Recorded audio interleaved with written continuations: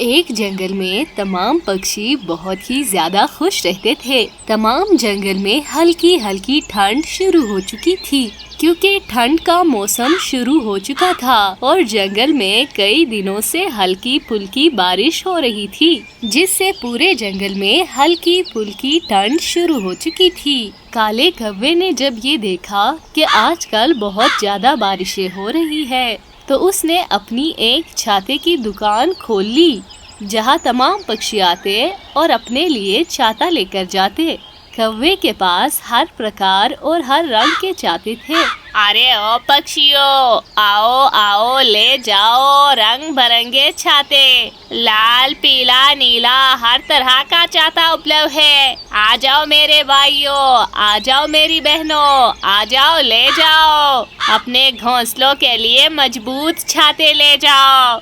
फिर उस काले कौवे के पास एक तोता छाता लेने आता है। अरे कौवे, तुम्हारे पास तो बहुत मजबूत और बड़े अच्छे छाते लग रहे हैं, कितने में दे रहे हो ये छाते? अरे तोते भाई, तुमसे क्या पूछना, तुम तो अपने खास हो, बस तुम 2 गंदुम के दाने दो और कोई भी छाता ले जाओ। अरे वाह कौवे, तुम तो बहुत दयालु हो, चलो मुझे ये लाल वाला छाता दे दो। अरे लाल छाता, तोते तुम्हारी तो बड़ी अच्छी पसंद है, ये लाल छाता तो बड़ा मजबूत है, मैं अभी तुम्हें देता हूँ। अरे हाँ कौवे, जल्दी से मुझे ये लाल छाता दे दो, मैंने जाकर अपने घर पे लगाना है ये, ताकि मैं आने वाले बारिश से बच सकूं। अरे हाँ तोते भाई, ये लो तुम्हारा लाल छाता। फिर वे कौवा उस तोते को वो लाल छाता दे देता है और वो तोता उस लाल छाते को अपने घर पे लगा लेता है, ताकि वो आने वाली बारिशों से बच सके। फिर इसी तरह कौवे का कारोबार चलता रहता है और वे इसी तरह छाते बेचता रहता है। अरे कौवे, मुझे जल्दी से सफेद रंग का एक छाता दे दो, मैं उस छाते को अपने घर पे लगाऊंगा, जल्दी करो। अरे ये क्या कह रहे हो कबूतर भाई, सफेद रंग का कौन सा छाता आ गया? अब मैं तुम्हारे लिए ऐसा छाता कहाँ से लाऊं? अरे मुझे नहीं पता कौवे, तुम कहीं से भी जाकर सफेद छाता लेकर आओ, लेकिन मुझे सफेद रंग का छाता ही चाहिए, क्योंकि मुझे सफेद रंग बहुत ज्यादा पसंद है। अरे कबूतर भाई, बुरा नहीं मानना, एक तो तुम खुद सफेद हो और ऊपर से तुम्हें सफेद रंग का छाता भी चाहिए। अरे कौवे, एक तो तुम्हें मेरे रंग से बहुत ज्यादा पंचायत है, मेरी मर्जी, मैं किसी भी रंग का छाता पसंद करूं, और तुमने इतनी बड़ी दुकान किस लिए खोली है? फिर जाओ, जाके सफेद रंग का छाता लेकर आओ। अरे देखो कबूतर भाई, मेरे पास सफेद रंग का छाता नहीं है और बारिश भी बहुत करीब है, तुम बेवकूफ़ी नहीं करो और इनमें से ही कोई छाता उठाकर ले जाओ। अरे हो तो तुम मंद बुद्धि, लेकिन बात तो तुम बिल्कुल ठीक कह रहे हो, बारिश का मौसम बहुत ज्यादा करीब है, चलो मुझे कोई सा भी छाता दे दो। अरे कबूतर भाई, ये हुई ना कोई बात, चलो बताओ अब मैं तुम्हें कौन सा छाता दे दूं? अरे कौवे, अब मेरा मन नहीं है किसी छाते को पसंद करने का, तुम अपनी पसंद का कोई भी छाता दे दो। फिर कौवा उस कबूतर को एक छाता दे जाता है और फिर वे कबूतर वो छाता लेकर अपने घर पर लगा लेता है। फिर इसी तरह जंगल के बहुत सारे पक्षियों ने कौवे से छाते ले लेकर अपने घरों में लगा लिए थे, ताकि वे बारिश से बच सके और उनका परिवार सुरक्षित रह सके। लेकिन नीलो चिड़िया ने कालू कौवे से अभी तक कोई छाता नहीं लिया था, क्योंकि वे इस बात से अनजान थी कि कौवा छाता बेच रहा है। फिर कुछ समय बाद नीलो चिड़िया का एक दोस्त तोता वहाँ आकर उसके साथ बैठ जाता है। अरे नीलो चिड़िया, तुम किन ख्यालों में गुम हो? तुमने अभी तक अपने घर के लिए छाता नहीं लिया। अरे बारिशें बहुत ज्यादा करीब है। अरे कौवे भाई, मैं अभी अपने घर को बारिशों से सुरक्षित करने का ही सोच रही थी, लेकिन मुझे समझ नहीं आ रहा कि मैं छाता कहाँ से लाऊं। इस पूरे जंगल में मैंने ढूंढा, लेकिन मुझे छाता कहीं नहीं मिला। अरे नीलो चिड़िया, तुम्हें नहीं पता कौवा छाते बेच रहा है। उसके पास हर तरह के रंग बिरंगे छाते हैं और तमाम पक्षियों ने उससे छाते ले लेकर अपने घरों में लगा लिए हैं और उनके घर अब बारिश से सुरक्षित है। अरे तोते भाई, मुझे नहीं पता था कि कौवा छाते बेच रहा है, वरना मैं सबसे पहले जाकर उससे ही छाता लेती। अरे नीलो चिड़िया, लेकिन अब तो तुम्हें पता चल गया ना। जाओ जाओ, जल्दी जाओ और जाकर उस कौवे से छाता ले लो, कहीं उस कौवे के पास से छाते खत्म ना हो जाए। अरे हाँ तोते भाई, मैं बस अभी जा रही हूँ और अपने घर के लिए कोई अच्छा और सुंदर सा छाता लेकर आऊंगी। फिर नीलो चिड़िया फौरन से छाता लेने के लिए निकल जाती है। अरे मैं भी कितनी बेवकूफ हूँ, यहाँ कौवे भैया इतने अच्छे अच्छे छाते बेच रहा है और मैं पूरे जंगल में छाते ढूंढ रही थी। अभी नीलो चिड़िया आसमान ही में उड़ रही होती है कि उसे जमीन पर नीचे पड़ा हुआ एक तरबूज नजर आता है। अरे इस तरबूज को क्या हो गया? मैं अभी जाती हूँ और इसको देखती हूँ। और वे चिड़िया जमीन पर आकर उस तरबूज के साथ बैठ जाती है। अरे तरबूज भाई, आपको क्या हो गया है? आप इस तरह फूट फूट कर क्यों रो रहे हैं? अरे नीलो चिड़िया, मेरा बच्चा, किसी ने मेरे बच्चे को मुझसे दूर कर दिया है। वो देखो, वो कितना दूर पड़ा हुआ है, पता नहीं वो किस हालत में होगा। फिर नीलो चिड़िया देखती है कि तरबूज का एक छोटा सा बच्चा उससे कई दूर पड़ा होता है। अरे तरबूज भाई, बस इतनी सी बात, आप इतनी सी बात के लिए इतना रो रहे हैं और फूट फूट कर रो रहे हैं। आप चिंतित मत हो, मैं अभी जाती हूँ और इस तरबूज को लेकर आपके पास लेकर आती हूँ। फिर नीलो चिड़िया उस तरबूज के बच्चे को लाकर उस तरबूज के साथ रख देती है। अरे नीलो चिड़िया, तुमने आज मेरी बहुत सहायता की है। तुमने मेरे बच्चे से मुझे मिलवा दिया। अगर कभी तुम्हें मेरी मदद की जरूरत हो तो मुझे जरूर बताना। अरे शुक्रिया की कोई बात नहीं तरबूज भाई, मैं अभी जा रही हूँ। मुझे अपने घर के लिए एक अच्छा सा छाता लेना है कौवे भाई से। फिर नीलो चिड़िया उस कौवे के पास जाती है और उस कौवे से एक अच्छा सा छाता मांगती है। अरे कौवे भाई, मुझे एक अच्छा सा छाता दे दो ताकि मैं अपने घर पर लगा सकूँ। अरे नीलो चिड़िया, तुमने बहुत देर कर दी। अभी अभी आखिरी छाता भी बिक गया। अब मेरे पास कोई छाता नहीं है। अरे ये आप क्या कह रहे हैं कौवे भाई? मेरा अब क्या होगा? मेरे पास तो कोई छाता भी नहीं है। मैं अब बारिश से कैसे बचूंगी?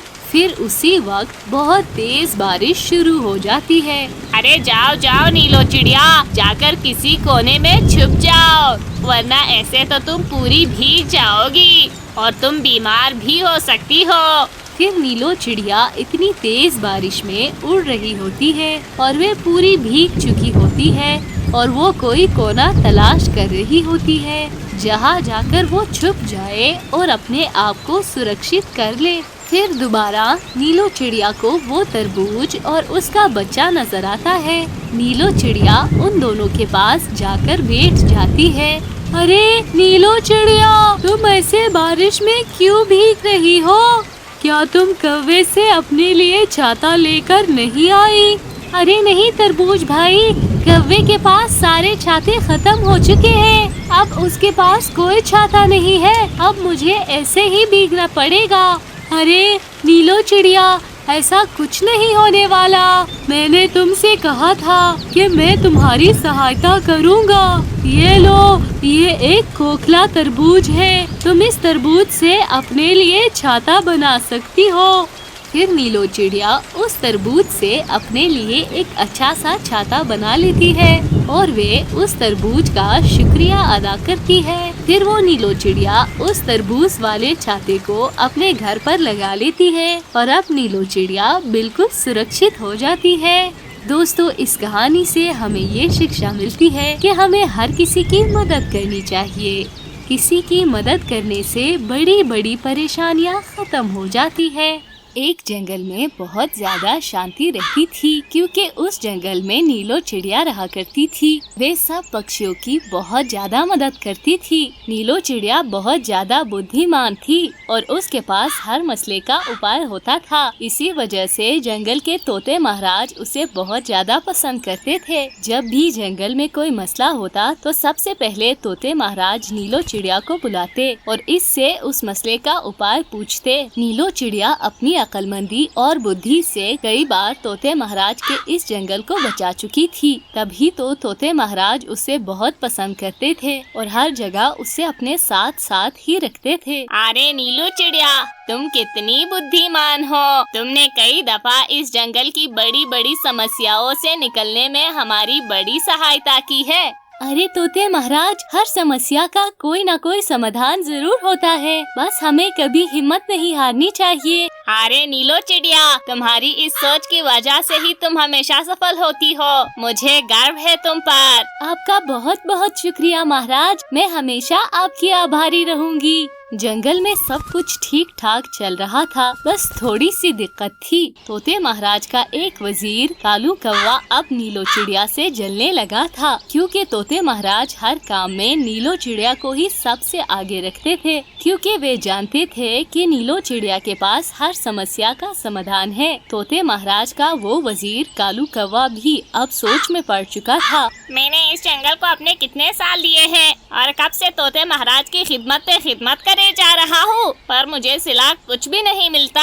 जब भी देखो ये तोते महाराज इस नीलो चिड़िया को ही आगे बढ़ाते रहते हैं। ऐसा लगता है कि वे कोई महारानी है। बस अब बहुत हो गया। अब मैं जाकर तोते महाराज से कह दूंगा कि वे नीलो चिड़िया का अब यहाँ पर आना जाना बंद कर दे और उसे कहे कि वो जाकर अपने घोंसले में ही रहे। वे एक चिड़िया है, चिड़िया। कौवा ये कहकर तोते महाराज के पास चला जाता है, जहाँ पर नीलो चिड़िया पहले से ही बैठी होती है। अरे मेरे प्यारे वजीर कालू कौवे, बताओ तुम्हारे यहाँ पर आना कैसे हुआ और क्या खबर लेकर आए हो?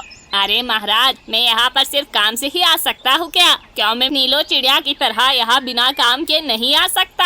अरे मेरे वजीर, तुम तो बिना काम के भी यहाँ आ सकते हो, लेकिन एक बात याद रखो, नीलो चिड़िया यहाँ बिना काम के कभी भी नहीं आती। अरे तोते महाराज, मैं अब यहाँ से चलती हूँ। लगता है मेरा अब यहाँ रहना मुनासिब नहीं है। अरे नीलो चिड़िया, ठीक है, अब तुम जाओ। जब मुझे तुम्हारी सलाह की जरूरत होगी मैं तुम्हें बुला लूंगा। फिर ये कहकर नीलो चिड़िया वहाँ से चली जाती है। फिर क्या था, कालू कौवे ने मौके का फायदा उठाया और तोते महाराज को नीलो चिड़िया के खिलाफ भड़काने लगा। अरे तोते महाराज, नीलो चिड़िया क्या कोई शाही परिवार से है या फिर ये कोई महारानी है जो ये हर वक्त यहीं पर ही रहती है?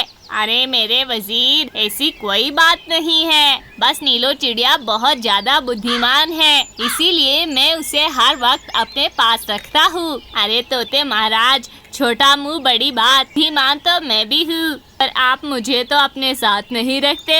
अरे मेरे वजीर, मैंने कब कहा कि तुम बुद्धिमान नहीं हो? बस तुम नीलो चिड़िया की तरह मुसीबतों का समाधान नहीं निकाल सकते जैसे कि वो निकाल लेती है। कालू कौवे को तोते महाराज की बात बिल्कुल समझ नहीं आ रही होती, इसलिए वे वहाँ से जाने का ही फैसला करता है। अरे महाराज, क्षमा कीजिए, मुझसे गलती हो गई, अब मैं यहाँ से चलता हूँ। फिर ये कहकर वे कौवा वहाँ से चला जाता है। वही नीलो चिड़िया जंगल में जाकर अपने दोस्त बिरजू तोते के साथ बैठती है, जो कि उसका बहुत पुराना मित्र होता है। नीलो चिड़िया और बिरजू तोता बचपन से एक साथ ही थे। वे दोनों हर काम एक साथ करते थे। पूरा जंगल उनकी दोस्ती की मिसाल देता था। अरे नीलो चिड़िया, तुम तो कितने दिनों बाद यहाँ आई हो। ऐसा लगता है कि तुम तो मुझे भूल ही गई हो। अरे नहीं बिरजू तोते, मैं तुम्हें कैसे भूल सकती हूँ, तुम तो मेरे बहुत अच्छे दोस्त हो। अरे हाँ नीलो चिड़िया, मैं जानता हूँ आजकल तुम तोते महाराज के साथ होती हो और जंगल की समस्याओं में उनकी मदद करती हो। अरे हाँ तोते, तुमने सही पहचाना, मैं तोते महाराज के साथ होती हूँ। बस मैं चाहती हूँ कि जंगल के सारे पक्षी खुशी खुशी रहे और उन पर कोई परेशानी ना आए। अरे नीलो चिड़िया, ये तो बहुत अच्छी बात है, लेकिन तुम थोड़ा सावधान भी रहा करो। अरे तोते, लेकिन मैं किस बात से सावधान रहूं? मेरे ऊपर तो कोई खतरा भी नहीं है। अरे नीलो चिड़िया, ये तुम्हें किसने कह दिया कि तुम्हारे ऊपर कोई खतरा नहीं है? तुम तोते महाराज के पास जाती हो और उनके तो कितने सारे वजीर हैं। हो सकता है कि उनमें से कोई एक दुष्ट वजीर हो और वो तुमसे जलता हो, और क्या पता कि वो तुम्हारा बुरा भी चाहता हो। अरे हाँ बिरजू तोते, बात तो तुम बिल्कुल ठीक कह रहे हो। मुझे थोड़ा सावधान ही रहना चाहिए। अरे नीलो चिड़िया, तुम मेरी बचपन की दोस्त हो, जब ही मैं तुम्हें समझा रहा हूँ। ठीक है बिरजू तोते, अब मैं समझ गई, अब मैं सावधान रहूंगी। वही दूसरी तरफ तोते महाराज का वो वजीर कालू नीलो चिड़िया से बहुत ज्यादा जलता था। वो एक योजना तैयार कर रहा था जिससे वो नीलो चिड़िया को तोते महाराज के सामने बुरा बना सके। अरे मेरे दिमाग में तो एक बहुत ही अच्छी योजना आ गई है, जिससे नीलो चिड़िया तोते महाराज के सामने बहुत बुरी बन जाएगी। देखो, अब देखो, मैं तोते महाराज के भोजन में जहर मिला दूंगा और उसका सारा इल्जाम नीलो चिड़िया पर लगा दूंगा। फिर कौवा बिल्कुल भी देरी नहीं करता और वे अपनी भोजना के अनुसार वहाँ पहुँच जाता है जहाँ पर तोते महाराज का भोजन रखा होता है। कौवा अपने साथ कुछ जहरीले पत्ते लेकर आया होता है जो कि वो तोते महाराज के भोजन में मिलाने वाला होता है। अरे अब देखना, मैं ये जहरीले पत्ते तोते महाराज के भोजन में मिला दूंगा और जैसे ही वो ये भोजन खाएंगे वो ऊपर वाले के पास चले जाएंगे। फिर मैं ये सारा इल्जाम नीलो चिड़िया पर लगा दूंगा। फिर कौवा फौरन वे जहरीले पत्ते तोते महाराज के भोजन में मिला देता है। वो वहाँ से तुरंत चला जाता है। फिर तोते महाराज नीलो चिड़िया के साथ वहाँ आते हैं और वहाँ आकर बैठ जाते हैं। अरे नीलो चिड़िया, मेरे भोजन खाने का समय हो रहा है। अगर तुम्हें कुछ भोजन खाना है तो तुम भी खा सकती हो। अरे नहीं तोते महाराज, मैं तो घर से भोजन खा के आई हूँ, मैं नहीं खाऊंगी, आप खा लीजिए। फिर जैसे ही तोते महाराज वो भोजन खा लेते हैं, उन पर जहरीले पत्तों का असर चढ़ना शुरू हो जाता है और वे वही गिर जाते हैं। अरे मीनू चिड़िया, ये क्या हो गया मुझे? अरे तोते महाराज, ये आपको क्या हो गया? लगता है खाने में कोई जहरीली चीज थी। मैं अभी जाती हूँ और डॉक्टर को बुला के लाती हूँ। आप बिल्कुल ठीक हो जाएंगे, चिंता ना करें आप। तभी मीनू चिड़िया वेच्ची के पास जा ही रही होती है कि वे वजीर कौवा वहाँ पर आ जाता है। अरे सिपाहियों, पकड़ लो इस दुष्ट नीलो चिड़िया को। इसने महाराज को जहर देने की कोशिश की है, महाराज को मारना चाहती है। अरे अरे नहीं कौवे, मैं ऐसा बिल्कुल नहीं चाहती और मैंने बिल्कुल भी तोते महाराज को जहर नहीं दिया है। नीलो चिड़िया, तुम्हें सफाई देने की कोई जरूरत नहीं है। जानते हैं कि किसने क्या किया है। सिपाहियों, इसे पकड़कर बंदी बना लो। फिर वे दोनों सिपाही आते हैं और नीलो चिड़िया को बंदी बना लेते हैं। फिर नीलो चिड़िया और उन सिपाहियों के जाने के बाद कालू कौवा तोते महाराज से कहता है, अरे तोते महाराज, अब ऐसे ही तड़प तड़प कर तुम्हारी मृत्यु हो जाएगी। तुम इसी के लायक हो और तुम्हारे मरने के बाद मैं इस जंगल का महाराज बन जाऊंगा। फिर वो कालू कौवा पूरे जंगल में ये ऐलान करा देता है कि नीलो चिड़िया ने तोते महाराज को जहर देने की कोशिश की है, जिसकी वजह से कल नीलो चिड़िया को फांसी दी जाएगी। फिर नीलो चिड़िया का दोस्त बिरजू तोता ये सब सुनकर बहुत ज्यादा परेशान हो जाता है और वे वेद जी को लेकर फौरन तोते महाराज के पास चला जाता है। फिर वो वेद जी तोते महाराज में से सारा जहर निकाल लेते हैं, जिसकी वजह से तोते महाराज बिल्कुल ठीक हो जाते हैं। वही दूसरी तरफ कालू कौवा नीलो चिड़िया को फांसी देने के लिए फांसी घाट ले जाता है। वे नीलो चिड़िया को फांसी देने वाला ही होता है कि अचानक से तोते महाराज और बिरजू तोता वहाँ पर आ जाते हैं। तमाम पक्षी तोते महाराज को जीवित देखकर बहुत खुश होते हैं। पक्षियों, ये कौवा गद्दार है। इसने ही मेरी जान लेने की भी कोशिश की थी। इसने ही मेरे भोजन में वो जहरीले पत्ते मिलाए थे। अब नीलो चिड़िया की जगह इस कौवे को फांसी होगी। फिर तोते महाराज के आदेश देते ही नीलो चिड़िया की जगह उस गद्दार काले कौवे को फांसी हो जाती है और फांसी पर लटकने के कारण उसकी वहीं पर मृत्यु हो जाती है। दोस्तों, इस कहानी से हमें ये शिक्षा मिलती है कि हमें कभी किसी का बुरा नहीं करना चाहिए।